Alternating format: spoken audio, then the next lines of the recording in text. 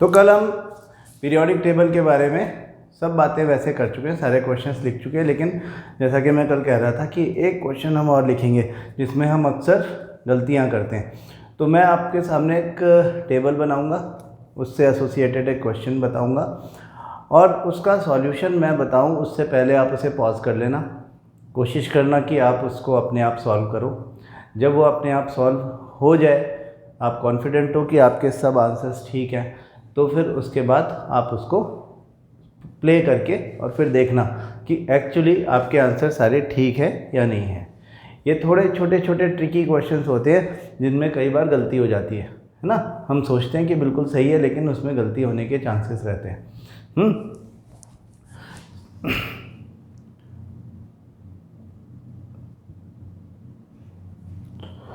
तो देखो, क्वेश्चन है, मैं टेबल बना रहा हूँ। Using part of the modern periodic table given below answer following questions. तो एक पीरियोडिक टेबल का पार्ट बना हुआ है, वो हम पहले ड्रॉ कर लेते हैं।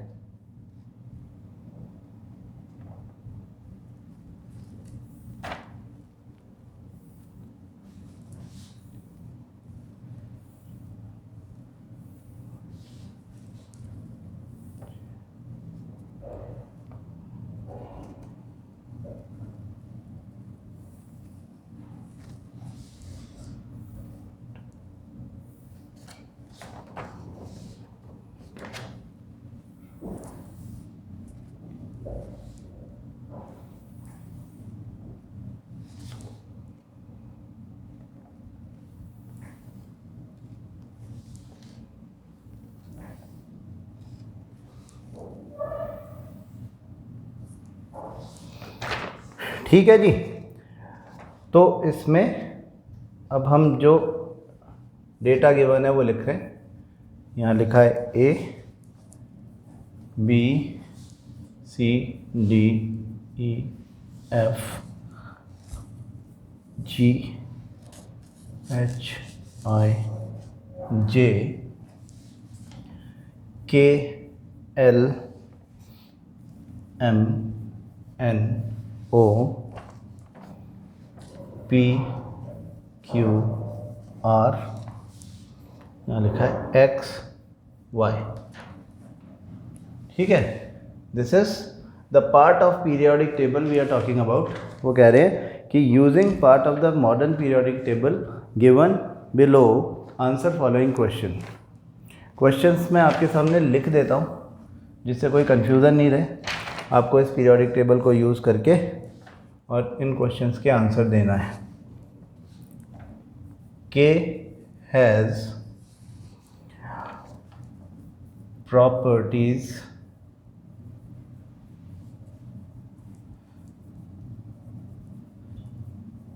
similar to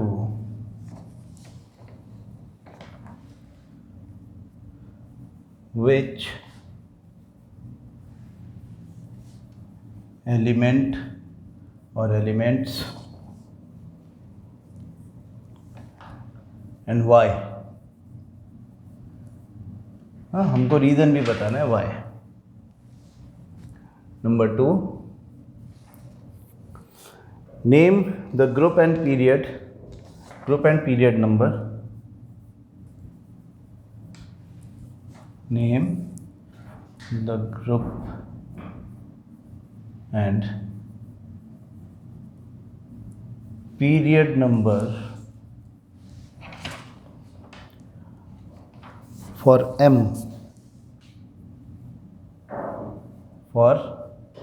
M, ये K M ये सब उसमें से देखना है जो पीरियोडिक टेबल का पार्ट आपको दिया हुआ है। Number 3, which one amongst N and O, which one amongst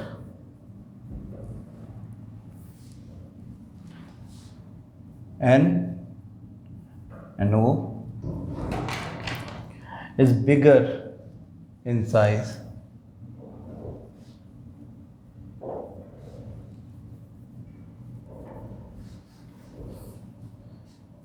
is bigger in size and why?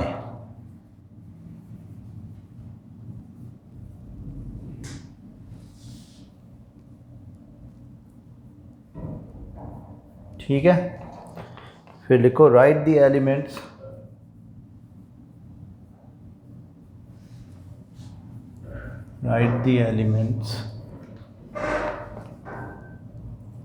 in the table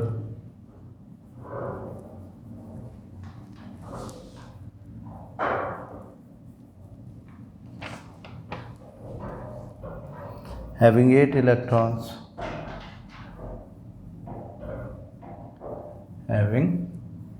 8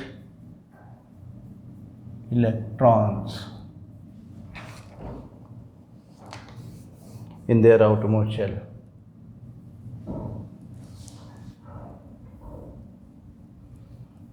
In their outermost shell.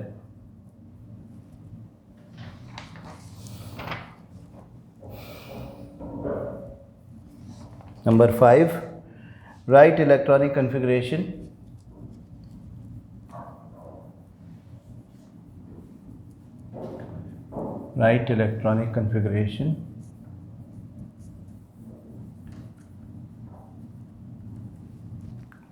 of X and number 6, write down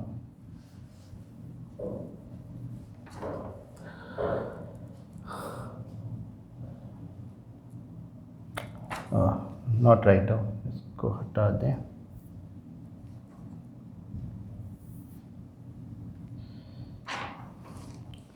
which element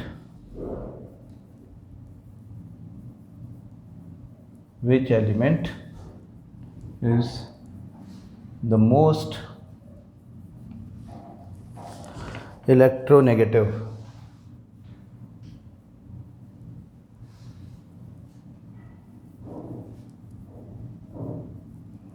from the table.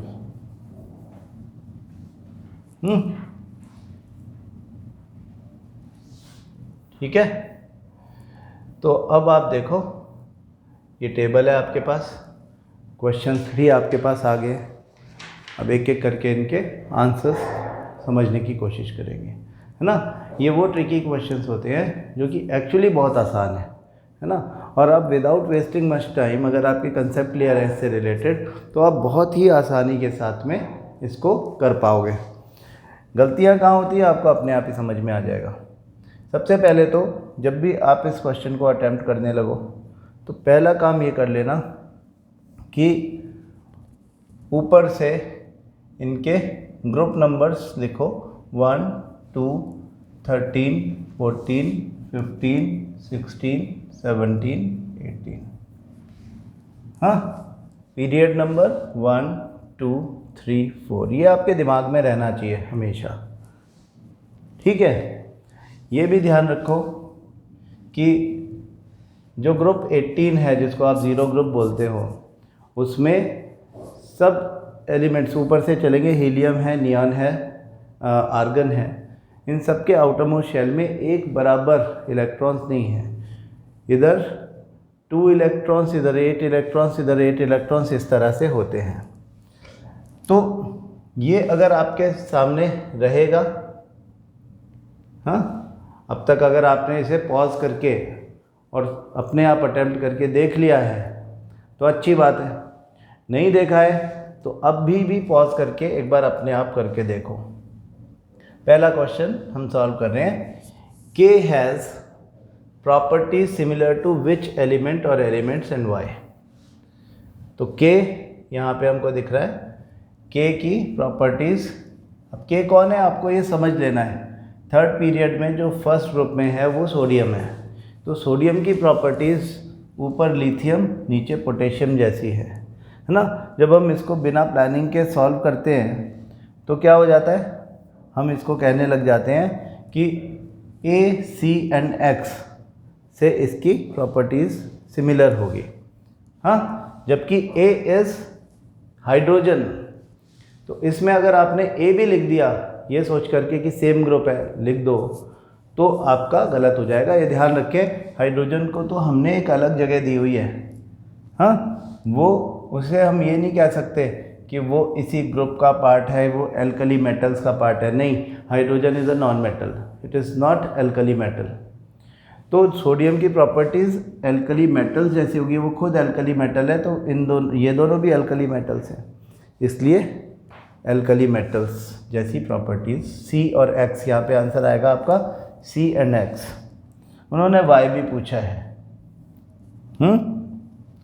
C and x, तो हम बता देंगे कि because all these elements belong to the same group, they have same valency, their valence electrons are also the same, so they will show the similar tendency to lose electrons and form ionic compounds. अब दूसरे question पे आ जाओ। Name the group and period number for M. Where is M? This is M. तो हमने पहले लिख लिया group number 13, period number 3। हाँ, हम लोग अगर ऊपर ये नहीं लिखते तो ज़्यादातर लोग क्या कर देते हैं 3 and 3, जबकि ये 13 है ना, 3 and 3 लिख देते हैं और फंस जाते हैं। तो आपको इस तरह की कोई भी गलती अवॉइड करनी है। Which one amongst N and O is bigger in size and Y, आपको रीज़न भी लिखना है। तो देखें N और O में बिगर कौन होगा, N होगा। जब हम left to right in a period जाते हैं तो साइज़ डिक्रीज़ होता है।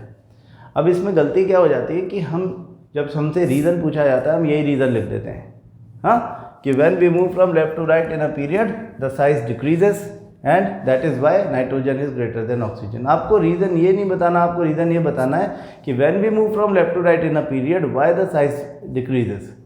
हाँ, साइज़ छोटा क्यों होता है लेफ़्ट टू राइट जाने में, इसका रीज़न हमने कल भी डिस्कस किया था, लिखा भी है आपने। क्या बोलेंगे कि when we move from left to right in a period the relative power of the nucleus to attract the outermost shell increases with increase in the atomic number. Atomic number बढ़ रहा है तो न्यूक्लियस में proton का एक एक करके number बढ़ता जा रहा है। आउटरमोस्ट शेल में यानी वैलेंस शेल में वैलेंस इलेक्ट्रॉन्स का नंबर भी एक एक करके बढ़ता जा रहा है। इस वजह से जैसे जैसे हम लेफ़्ट टू राइट जाते हैं न्यूक्लियस का relative power to attract the outermost shell increase होता जाता है और आउटरमोस्ट शेल श्रिंक होके पास आता जाता है। हाँ, साइज़ छोटा होता जाता है। तो since in this combination N and O, N is towards left and O is towards right, so N is greater than O, size of N is greater than O. ठीक है, अब क्वेश्चन नंबर 4 पे आ जाए। Right the elements in the table having 8 electrons in their outermost shell. सबसे ज़्यादा इस question में फंसते हैं। हाँ, हम लोग तुरंत लिख देते हैं BJR, जबकि यहाँ पर 2 इलेक्ट्रॉन्स हैं, यहाँ पे 8 इलेक्ट्रॉन्स हैं, यहाँ पे 8 इलेक्ट्रॉन्स हैं। ये सबसे ज़्यादा कॉमन की जाने वाली मिस्टेक है। हाँ, कि 8 नंबर किस इलेक्ट्रॉन्स किस में है ये पूछा गया है, हम सबका नाम ले देते हैं जो 18 ग्रुप में आया है। ये भी पूछा जा सकता है, ध्यान से सुनो, कि in this periodic table how many elements are there which have their outermost shell completely filled. Outermost shells completely filled. इस जंक्चर पे भी आप खुद पॉज करके सोचो कि आउटरमोस्ट शेल कंप्लीटली फिल्ड इनमें से किसका है। ज़्यादातर लोग यही आंसर देते हैं BJR, तीनों का है, जबकि ये आंसर गलत है, क्योंकि कैपेसिटी ऑफ दिस हमें ये पता है कि जो फर्स्ट पीरियड है that belongs to the K shell, यानी कि इन सब का आउटरमोस्ट शेल K शेल है, हाइड्रोजन हीलियम का, हाँ, लिथियम से नियॉन का L और सोडियम से आर्गन का M आउटरमोस्ट शेल है। इसकी कैपेसिटी 2 है, यहाँ पे 2 इलेक्ट्रॉन्स है, इसकी कैपेसिटी 8 है, यहाँ पे 8 इलेक्ट्रॉन है, लेकिन इसकी कैपेसिटी 18 है और यहाँ पे इलेक्ट्रॉन्स 8 है, तो this is not completely filled. Outermost shell is completely filled with this and this only. ये बात भी ध्यान रखने की है, ऐसा पूछते हैं तो भी गलती हो जाती है। Are you getting it? गलती नहीं करना है, छोटी छोटी गलतियां जो कॉमन है वो मैं बता रहा हूं आपको। देन क्वेश्चन नंबर 5 देखो, right electronic configuration of x. X is potassium, तो इलेक्ट्रॉनिक कन्फिग्रेशन वुड बी 2:8:8:1। हाँ, ये उसका इलेक्ट्रॉनिक कन्फिग्रेशन है। जनरली एक्स और वाई का ही पूछा जाता है, मतलब पोटेशियम और कैल्शियम में से किसी का पूछा जाता है। Which element is the most electronegative from the table? हमने कहा था electronegativity, that is the tendency to attract the shared electron pair towards its nucleus, will be the maximum with the element which has smaller size. तो हम देखते हैं कि इन a period, जब आप किसी पीरियड में देखोगे, यहाँ से सबसे छोटा है J, दैट इज फ्लोरीन।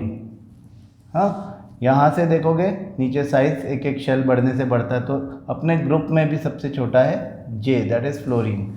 तो हमारा आंसर होगा J is the most electronegative in the periodic table. पूरी पीरियोडिक टेबल में सबसे ज़्यादा इलेक्ट्रोनेगेटिव अगर कोई है तो वो यही है। ठीक है, बस इस तरह के क्वेश्चंस ध्यान से कर लो। पीरियोडिक टेबल के क्वेश्चन बहुत डिफ़िकल्ट कभी आते ही नहीं हैं। ट्रेंड्स में यही क्वेश्चन होते हैं जो आपको कभी कभी गलती करवा देते हैं। अब आपको 6 ऑप्शन दिए, 3 मार्क का क्वेश्चन है, हर कोई ऑप्शन हाफ मार्क आपको दे रहा है।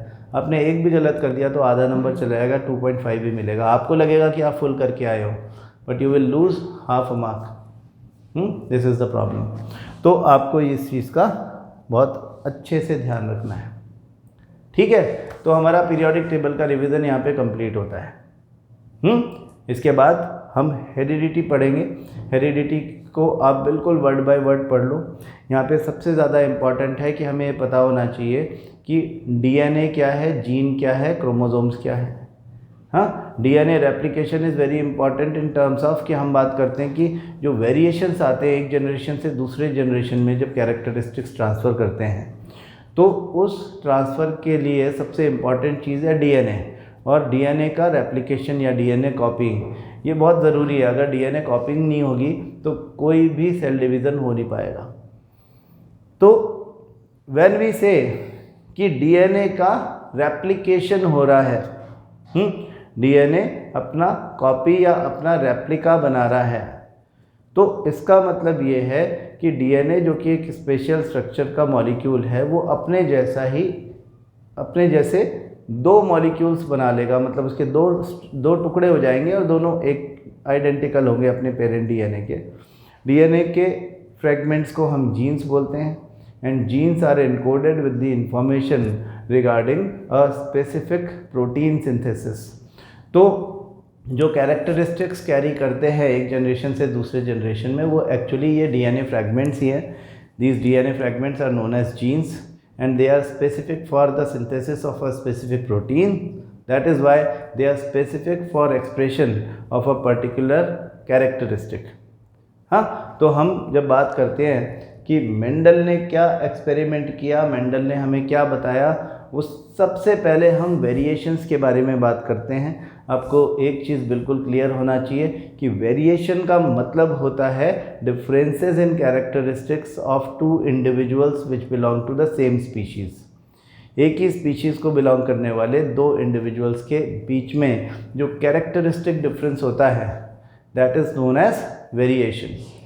अब ये एक ही स्पीशीज़ को बिलोंग करने वाले 2 इंडिविजुअल, 2 सिबलिंग्स भी हो सकते हैं, 2 फ्रेंड्स भी हो सकते हैं, एक पेरेंट और एक इन्फेंट भी हो सकता है, 2 अलग अलग लिविंग ऑर्गेनिजम्स कोई से भी हो सकते हैं, बस वो एक ही स्पीशीज़ को बिलोंग करने वाले होने चाहिए।